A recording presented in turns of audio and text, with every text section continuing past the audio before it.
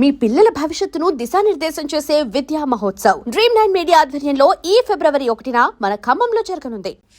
ఒక తండ్రి చనిపోతే ఆ బాధ కొడుకైనా కూతురికైనా ఎప్పటికీ ఉంటుంది. ఎందుకంటే లైఫ్లో బిగ్గెస్ట్ లాస్ అది, తండ్రి చనిపోవడం అనేది. ఈ 11 ఏళ్ల కెరీర్లో ఈ క్షణంలో మా నాన్న పక్కన ఉంటే బాగుండేది కదా అని మీకు అనిపించిన ఒక్క క్షణం ఏది ఆ సందర్భం ఏంటి? ఎవ్రీ మూమెంట్ ఆ పెయిన్ ఉంటుంది, మాకు ఆ లాస్, ఆ వాయిడ్ ఉంటుంది, అది ఎవరు తీర్చలేంది. నాకు మేజర్గా నా daughters when they achieved something, నా అచీవ్మెంట్స్ కన్నా నేను మా నాన్న నేను డైరెక్ట్ చేసిన సినిమా చూసారు. I'm happy that he saw me okay she can do it అనే ఒక దాంతోటే హీ లెఫ్ట్ ద వరల్డ్. ఇప్పుడు నా daughters when they achieved something, మొన్న my young one bought her car by herself, and my elder one is doing a business. So when they are achieving these things, నాన్న ఉంటే పక్కన బాగుండు కదా, అమ్మ ఉంటే బాగుంటుంది. అరే ఇప్పుడు దాకా వాళ్ళు చాలా చిన్న ఏజ్లో చనిపోయారు నాన్న. At the age of 63 only he passed away. So అప్పుడే కాకుండా ఉంటే ఈ జర్నీ మేము చూసుకునే టైంలో ఆయన లేరు, మేము స్ట్రగుల్ అయ్యే టైంలో హీ పాస్డ్ అవే. ఇప్పుడు ఉండుంటే at least he will be very happy seeing me what he thought of doing. ఆయన చేయాలనుకునే కొన్ని నేను చేస్తున్నప్పుడు అరే డాడీ ఉంటే చూసి చాలా సంతోషించేవారు కదా అనే ఫీలింగ్ ఎప్పుడూ ఉంటుంది. అది మనవరాళ్ళ సక్సెస్ ఇంకా రిలాక్స్ అవ్వలేదు నాన్న, కష్టపడతానే లాస్ట్ మూమెంట్ వరకు హీ పాస్డ్ అవే. ఎప్పుడు రిటైర్మెంట్ తీసుకోలేదు, రిలాక్స్ అవ్వాల. ఆ రిలాక్స్ అయ్యే టైం వచ్చి కొంతకాలం మాతో స్పెండ్ చేసి ఉంటే బాగుండేది అన్న ఫీలింగ్ అప్పుడు. అది that's a void. It took almost 10 years అండి. We did not go to Bhimavaram సంక్రాంతికి వెళ్ళి చనిపోయారు. మాకు అసలు అదొక ట్రామా లాగా ఉండిపోయింది. నేను మా బ్రదర్ ఈ ఇయరే అనుకున్నాం, లేదు మనం అట్లా అది ఒక బ్లాక్ మార్క్ లాగా పెట్టకూడదు, ఓకే ఆయన టైం అయింది, మనం కూడా వెళ్ళి సెలబ్రేట్ చేయాలి, ఆయన రూట్స్ కూడా మనం సెలబ్రేట్ చేసుకోవాలి, నెక్స్ట్ ఇయర్ నుంచి లెటస్ గో అని ఈ ఇయరే మేము డిసైడ్ అయ్యాం. ఓకే. సో అందుకని అప్పటి నుంచి 10 ఏళ్ళ నుంచి భీమవరం వెళ్ళలేదు, అసలు వెళ్ళలేదు, సెలబ్రేట్ కూడా చేసుకోలేదు. అయితే లాస్ట్ ఇయర్ సుమా గారిని నేను కనుమ రోజు కలిసా, యాంకర్ సుమా గారు. కలిసినప్పుడు పండగ చేసుకుంటున్నారా అంటే లేదు మ్యామ్ ఇట్లా అయిందని చెప్పాను. She told me one thing, నాన్నగారు లేరు అని మీరు సల్క్ అయితే వాళ్ళు హ్యాపీ ఫీల్ అవుతారా, ఆయన లేకపోయినా ఆయన జర్నీని మీరు సెలబ్రేట్ చేసుకోవాలి, then they will be happy, మీ పిల్లలకి మీరు ఇచ్చే లెగసీ కూడా అదే కదా అని చెప్పారు. That moment really caught my. Sankranti టైంలో అలా జరిగిందండి. 10 ఏళ్ళుగా సంక్రాంతి చేసుకోవట్లేదు.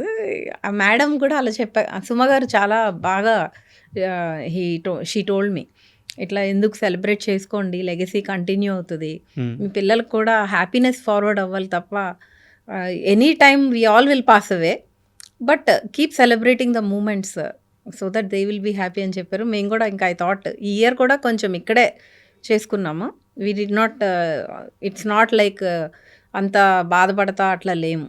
మేడం యాక్చువల్గా నేను మిమ్మల్ని ఇంటర్వ్యూ పిలవడానికి కారణం ఏంటంటే ఏదో మిమ్మల్ని ఎమోషనల్ చేసేసి లేదంటే ఒక కాంట్రవర్షియల్ తీసుకొచ్చి దానికోసం కాదు. బట్ నేను అడిగే క్వశ్చన్ కొంచెం ఎమోషనలైజ్ అవుతారేమని ముందే చెప్తున్నాను. నా ఉద్దేశం అది కాదు, బట్ అడగాలి కాబట్టి అడుగుతున్నాను.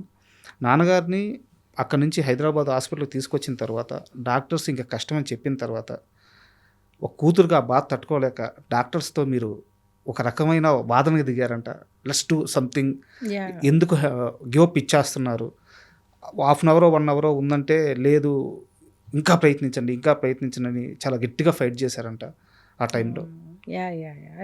ఇట్ ఈస్ ట్రూ అండి. అంటే తీసుకొచ్చిన తర్వాత మా నాన్నగారు అంబులెన్స్ దిగి స్ట్రెచర్ ఎక్కారు.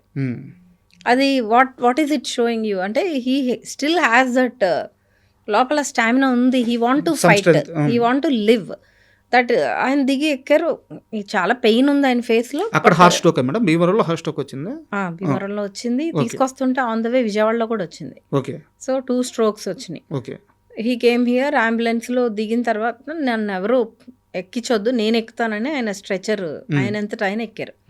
డాక్టర్ చెప్పిన తర్వాత నేను అన్నా మా నాన్నగారు he showing that I want to live అనేది ఆయన చూపించినప్పుడు మీరు చేయాల్సిన ప్రయత్నం మీరు చేయాలి కదా అంటే అప్పుడు he did a surgery. Otherwise he told అందరినీ పిలిచేయండి ఇంకా అని. So 2 days he try to live అండి. నమ్మారా మేడం మీరు తిరిగి వస్తారని అనుకున్నాము. అసలు వీ డిడ్ నాట్, నాన్నగారు కూడా he was thinking so, but problem ఏమైందంటే అక్కడి నుంచి ఇక్కడికి తీసుకొచ్చే అంత టైంలో బీపీ చాలా డౌన్ అయిపోతుంది హార్ట్ స్ట్రోక్ తర్వాత. అంత లో బ్లడ్ ప్రెషర్ ఉన్నప్పుడు లోపల బాడీ పార్ట్స్ అన్నీ ఎఫెక్ట్ అయిపోతాయి. That's how his kidney got affected. Madam yeah, kidney effect అయింది. ఇంకా మేము కాపాడుకోలేకపోయాము అప్పుడు. Sorry madam. యాక్చువల్గా మదర్కి ఏమైనా హెల్త్ ఇష్యూస్ ఉన్నాయా మేడం? మదర్కి హెల్త్ ఇష్యూస్ అంటే చిన్న అప్పట్లో ఒక అంటే సర్జరీ అయింది. ఎందుకు అడిగానంటే 1 year లోపల అంటే ఆయన చనిపోయిన 1 yearకే మదర్ని కూడా లాస్ అయ్యారు మీరు. అవును, సో ఆ బెంగ వల్ల ఏమైనా చనిపోయారా అని అది కూడా కారణం. Both are very much connected అండి ఇద్దరు. దే స్ట్రగుల్డ్ స్క్రాచ్ నుంచి ఇంట్లోంచి బయటకు వచ్చి పెళ్లి చేసుకున్నారు ఇద్దరు. అబ్బా. సో ఆ రోజుల్లో వాళ్ళు ఇంకా స్టూడెంట్స్ అప్పుడు. పర్చూరి గోపాలకృష్ణ గారు మా అమ్మకి నాన్నకి లెక్చరర్, ఆయనే చేశారు పెళ్లి కూడా. ఓకే. సో అక్కడి నుంచి వాళ్ళిద్దరూ అలా అలా బిల్డ్ చేసుకుంటూ వచ్చారు. వచ్చి ఏ రోజు నా అమ్మ అన్నం పెట్టుకుంటూ తినరీనా, నైట్ ఎంత లేట్ అయినా ఈవిడ లేచి పెట్టాల్సిందే. ఓకే. సో ఆ స్ట్రగుల్ నుంచి అట్లా ఇద్దరు ఆ bonding is very strong. It's అంత స్ట్రాంగ్ బాండ్ ఆవిడ తట్టుకోలేకపోయారు. అవన్నీ కూడా నా కోసమే ఉన్నట్టున్నారు. షీ వాంట్ మీ టు, అంటే ఇద్దరు పిల్లలు ఈ సెటిల్ అవ్వాలి అనేది ఉంటుంది కదా మదర్కి. ఉన్నారు. ఇంకా కరెక్ట్గా వర్ధంతి ఇదిగో రేపే మా మదర్ది. 1 day గ్యాప్లో she passed away. That was a very huge దెబ్బ. మాకు దెబ్బ మీద దెబ్బ తగిలింది. అసలు నాన్నగారు దానికి కోలుకోలేదు మేము ఎవరం. ఇంకా అమ్మ కూడా. Sorry madam. అంటే యాక్చువల్గా ఎవరైనా కెరీర్లో జీతం పెంచుకోవడానికి, శాలరీ కానీ జీతం కానీ పెంచుకోవడానికి ప్రయత్నిస్తారు. ఈయన టీచర్గా వర్క్ చేస్తుంటే 10,000 రూపాయలు శాలరీ అంట. అదే లెక్చరర్గా వెళ్తే 1,200 1,500 శాలరీ అంట. లేదు నాకు శాలరీ తగ్గినా పర్లేదు, నేను లెక్చరర్గా ఉంటాను, జీతం తగ్గించుకొని మళ్ళీ లెక్చరర్గా జాయిన్ అయ్యారంట. ఎందువల్ల అంటే మీకు ఏమన్నా అంటే ఒకటి సాధించిన తర్వాత ఆయన అక్కడ ఉండరు. ఇది చేసాం కదా, వాట్ నెక్స్ట్, ఓకే, దానికి వెళ్ళిపోతారు. ఇప్పుడు ఇందులో బాగుంది కదా నా లైఫ్, కంఫర్టబుల్గా ఉన్నాను, ఇక్కడ ఒక ఇల్లు కట్టుకుందాము, ఇక్కడ మనం సెటిల్ అవుదాం, అట్లా ఎప్పుడు లేదు. Risk taker, is a proper risk taker and he can't sit idol.